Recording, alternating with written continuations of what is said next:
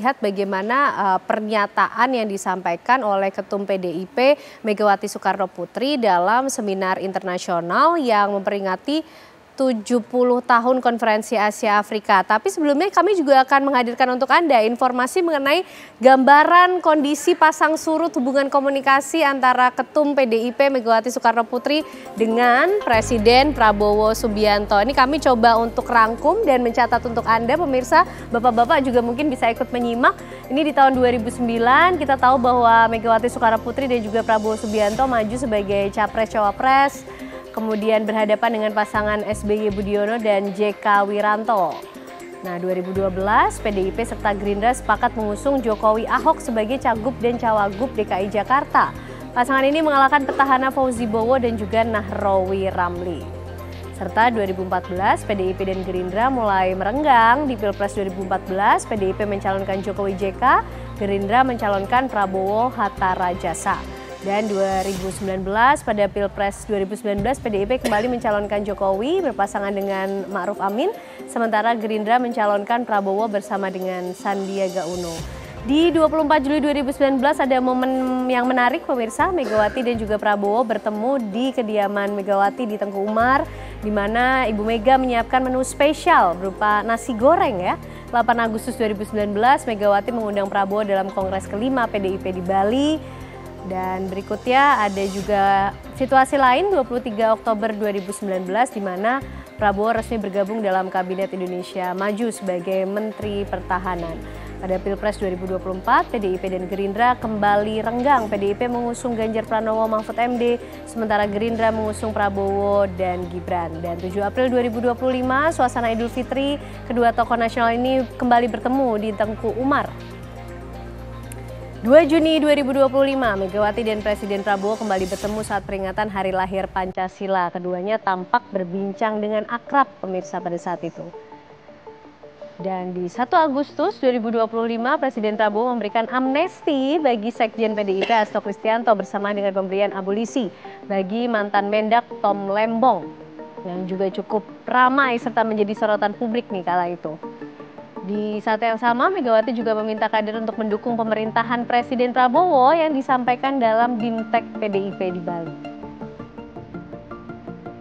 Nah, berikutnya 31 Agustus, kedekatannya semakin terlihat. Megawati hadir di istana, mendampingi Presiden Prabowo, berdiri di sisi kirinya langsung bersebelahan ketika Presiden memberikan keterangan pers menanggapi aksi di DPR bersama dengan ketua umum parpol lain dan juga pejabat tinggi negara.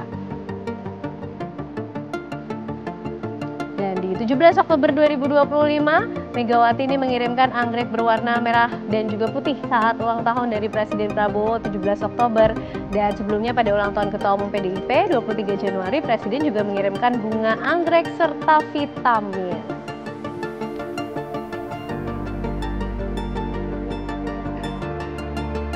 Baik, kita akan lanjutkan ya pembahasan mengenai bagaimana hubungan kedekatan antara Ketum PDIP dan juga Presiden Prabowo Subianto. Prof Gun-Gun, kalau kita lihat catatan pasang surut kondisinya, presentasenya lebih banyak pasangnya atau surutnya, dan pola komunikasi apa yang bisa kita baca, Prof?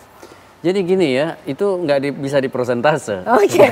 Ini kan bukan kuantitatif, ini pola hubungan kualitatif, interaksionisme simbolik namanya.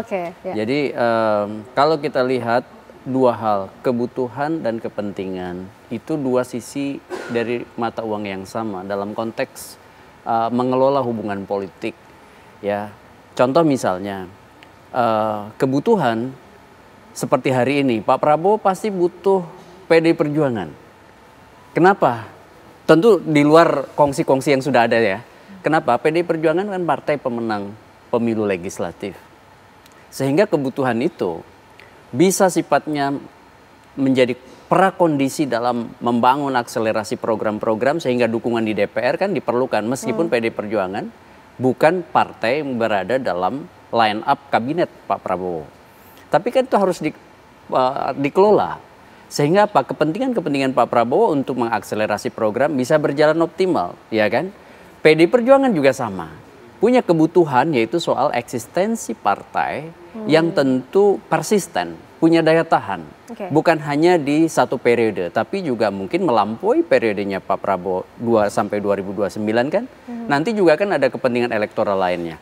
Kepentingan bangsa yang harus diagregasi, yang harus diartikulasikan oleh PDI Perjuangan. Dan itu menurut saya juga punya kepentingan sebagai partai yang pasti ya mengelola banyak sekali instrumen yang harus kemudian punya daya tahan melampaui kepentingan-kepentingan yang sifatnya sektoral. Nah, posisi itu mengharuskan kemudian membaca politik tidak bisa linier, melainkan harus membaca politik secara reciprocal. Itu yang sering disebut two-way symmetrical communication. Komunikasi dua arah dalam posisi yang sejajar. Kalau tidak, maka kekuatan politik akan terjebak pada ego sektoralnya dan itu akan kemudian mematikan langkah-langkah ya strategis yang mau dibangun oleh siapapun aktor politik, Bu Mega, Pak Prabowo. Kan kita nggak pernah tahu 2029 landscape-nya berubah nggak? Betul. Sama seperti dulu 2009, Mbak Ken perhatikan, Mega Pro. 2012 bekerja sama di Pilkada Jakarta, 2014 berbeda. Kan? Usungan. Nah ini kita nggak pernah tahu juga di 2029 seperti apa. Kan kita juga dulu membayangkan bisa Pak Jokowi sebagai bagian dari PDI Perjuangan, ya kan? Waktu itu sebagai kader tiba-tiba misalnya ada turbulence dan menyebabkan PDI Perjuangan harus kemudian merekalkulasi posisi politiknya PDI Perjuangan. Tentu juga ini salah satu triggernya adalah perubahan sikap ya dan kepentingan Pak Jokowi. Nah itu menurut saya harus dibaca tidak hanya satu faktor. Nah termasuk dalam memosisikan Pak Prabowo dan Ibu Mega. Saya melihat begini, pola politik Indonesia polanya kan koopsi. Jadi nggak bisa nih saya dengan Mas Ansy misalnya tiba-tiba hari ini teman kemudian bermusuhan. Kemudian juga itu kita berada di mental blocking. Harus ada komunikasi dibangun. Kenapa? Karena multipartaisme ekstrim mengharuskan kemudian posisi-posisi politik itu duduk di zopanya atau zone of possible agreement-nya gitu. Ini dari sisi kepentingan politik. Nah makanya kemudian saya sih berpikir sampai 2029 Ibu Mega akan mengkalkulasi bukan hanya distribusi orang ke kabinet. Tapi bicara soal ini mesin yang namanya PDI Perjuangan itu harus persisten dalam menghadapi gelombang demokrasi di Indonesia gitu. Dan publik salah satunya membutuhkan juga entitas partai politik yang konsisten dengan posisi politiknya. Bang Ansy seperti itukah tadi bacaan dari Prof Gun-Gun terkonfirmasi dengan langkah-langkah yang dilakukan oleh Bu Mega begitu? Apalagi kita ngelihat kalau di konteksnya yang terakhir ya di Blitar, bahkan Ibu Mega bicara mengenai keakraban dirinya dengan Presiden di forum internasional, Bang Ansy. Ya, itu kan pasti ada teks pembicaraan Ibu dan ada konteks di forum peringatan 70 tahun Konferensi Asia Afrika. Sebenarnya Ibu itu dalam kondisi yang happy, Ibu tuh dalam kondisi yang betul-betul memberi apresiasi dan menghargai ya langkah-langkah politik luar negeri dan upaya-upaya diplomasi yang dilakukan oleh Presiden Prabowo Subianto. Ya, kita tahu Presiden Prabowo Subianto itu begitu getol memainkan diplomasi perdamaian, politik perdamaian untuk mendorong misalnya dalam kasus Israel-Palestina, Gaza dan sebagainya. Bahkan juga diapresiasi dan bahkan memberikan pidato yang luar biasa di forum PBB.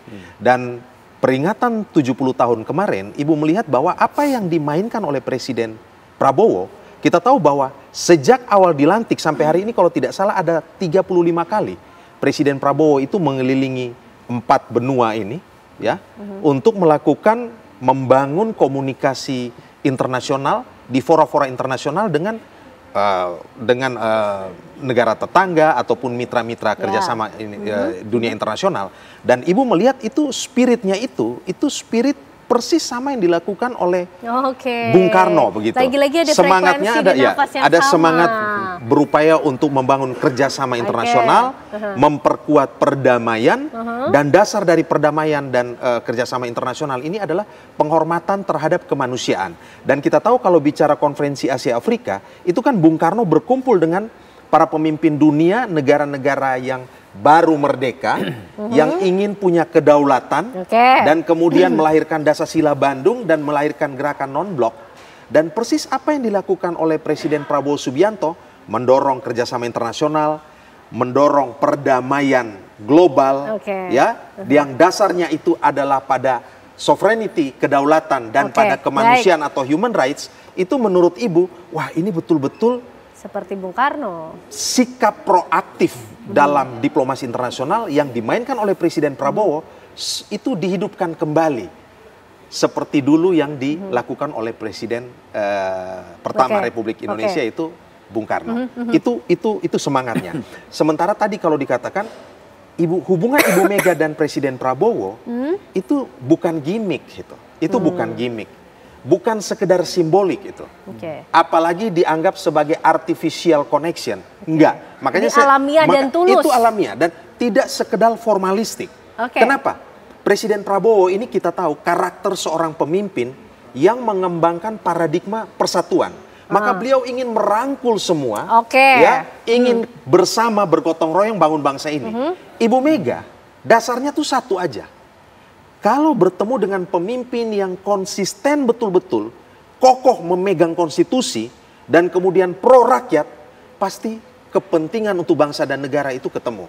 Dan dua tokoh ini bertemu di frekuensi yang sama, ya, yang satu ingin mendorong bahwa persatuan itu menjadi hal yang perlu, bahkan Pak Prabowo katakan kan, satu musuh aja itu sangat banyak. One enemy, too much. Tetapi 1000 kawan, ya, 1000 friends, too few, terlalu sedikit. Dan Ibu Mega melihat bahwa hari ini memang, walaupun kami berada di luar kekuasaan, kami juga bisa ikut bergotong royong membangun sampai situ dulu, karena nanti kita ada masanya untuk bicara mengenai hal itu. Tapi ya Bang Riza, ini kalau menurut PDI frekuensinya sudah sama yang dilakukan Presiden Prabowo seperti yang dilakukan oleh Bung Karno juga kala itu, Bang Riza. Kalau bicara mengenai kebutuhan dan kepentingan yang tadi juga sempat disinggung oleh Prof. Gun-Gun, apa kemudian yang dilihat dari Presiden Prabowo? Apakah juga tengah menyiapkan langkah strategis tertentu ke depan? Ya, tentu bagi Pak Prabowo, Ibu Megawati Soekarno Putri, Partai PDIP adalah satu sahabat, saudara yang sangat penting, sangat berharga bagi Pak Prabowo, bagi partai, dan bagi bangsa dan seluruh rakyat Indonesia. Pak Prabowo selalu mengedepankan pentingnya persatuan dan kesatuan. Beliau menyadari bahwa bangsa kita bangsa yang besar, ya. Masalah kita sangat kompleks, kita akan segera bangkit maju tentu dengan cara bersatu, harus kompak, harus solid, harus bersama-sama, harus gotong royong. Sehingga bagi Pak Prabowo, semua partai politik, semua ormas, semua organisasi, semua komunitas, buruh, mahasiswa, perempuan, siapapun di Republik ini, beliau ingin semua bergerak bersama membangun bangsa. Terlebih PDIP, partai pemenang pemilu 3 kali, luar biasa.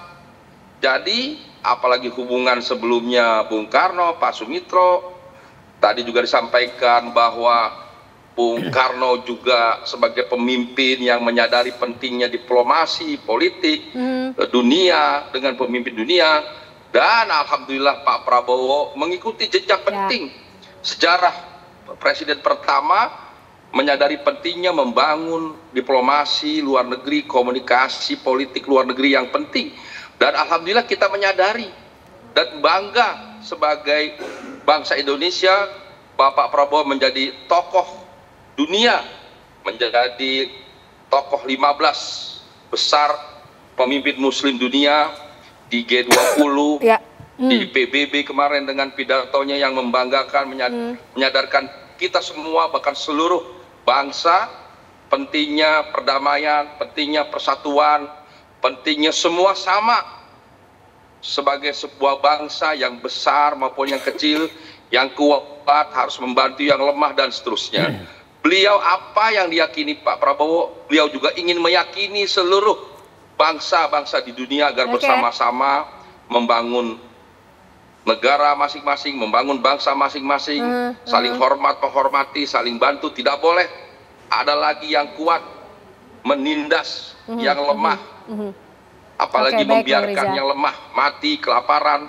Beliau menunjukkan perhatian luar biasa tentang perdamaian harus segera diwujudkan di Gaza, di Sudan, di Libya, di mana-mana di seluruh wilayah bangsa. Jadi kita bangga sebagai rakyat Indonesia memiliki pemimpin Bapak Prabowo Subianto yang dikenal luas di dunia dan selalu mengedepankan persatuan, ngajak gotong royong dengan program-programnya yang pro rakyat. Mudah-mudahan di bawah kepemimpinan beliau kita segera menjadi bangsa yang maju, bangsa yang besar. Tentu dukungan PDIP menjadi penting. Oke, baik. Tadi Bang Ansi Lema bilang 1000 kawan masih terlalu sedikit, satu musuh terlalu banyak. Apalagi paradigmanya Presiden Prabowo Subianto merangkul katanya. Kalau begitu satu yang sebenarnya bukan musuh ini kenapa tidak dirangkul saja? Karena frekuensinya sudah sama pemirsa. Apakah kemudian ada kemungkinan ke arah sana? Kami hadirkan jawabannya untuk Anda usai jeda.